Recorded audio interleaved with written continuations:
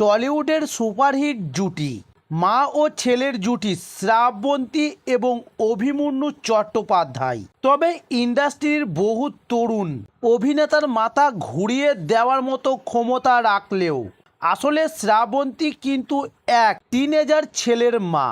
তবে যদিও তাকে দেখে সে কথা বোঝার সাধ্য কারও নেই, তবে নতুন প্রজন্মের অভিনেত্রীদের থেকে কোনো দিক দিয়ে কম গ্ল্যামার নন।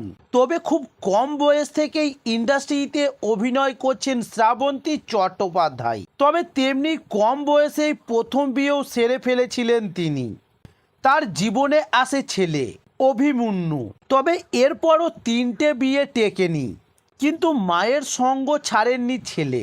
সিঙ্গেল মাদার হয়েও অভিমন্যুকে বড় করেছেন শ্রাবন্তী। তবে ইন্ডাস্ট্রিতে শ্রাবন্তী শিশুশিল্পী হিসাবে অভিনয়ে পা রাখে। তবে এখন বর্তমানে ইন্ডাস্ট্রির প্রথম সারির নামী অভিনেত্রী শ্রাবন্তী। তবে এবার এক সাক্ষাৎকারে অভিনেত্রী জানিয়েছিলেন ছেলে ঝিনুককে এই নামেই ডাকেন তিনি। তার প্রতিটা পদক্ষেপে পাশে থাকেন, সমর্থন করেন। তবে নিজে কত কম বয়সে মা হয়েছেন সেটা ভেবেই এখন অবাক লাগে। তবে ছেলে তার খুব পরিণত হয়েছে বলে দাবি এবার শ্রাবন্তীর। তবে এবার ছেলেও কি মায়ের কেরিয়ারেই আসবেন? অভিনেত্রী এই বিষয়ে বলেছিলেন, অভিমন্যু আমার মতো টলিউডে আসবে, তবে মায়ের মতো অভিনয় না।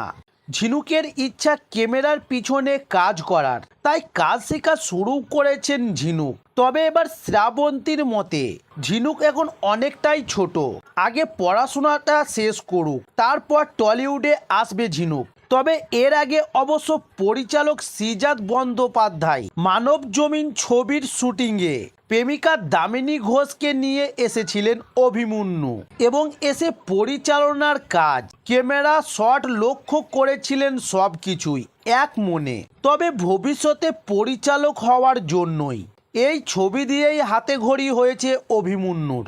তবে টলিউডে অভিষেকের ব্যাপারে অভিমন্যু নিজেকে নিয়ে এখনও সেরকম কোনো মন্তব্যই করেননি। তবে এবার জানিয়ে রাখি, টলিউডের নিত্য নতুন নায়ক নায়িকাদের ভিডিও পাওয়ার জন্য অবশ্যই আমার চ্যানেল নতুন হলে চ্যানেলটি সাবস্ক্রাইব করে সঙ্গে থাকুন। নমস্কার।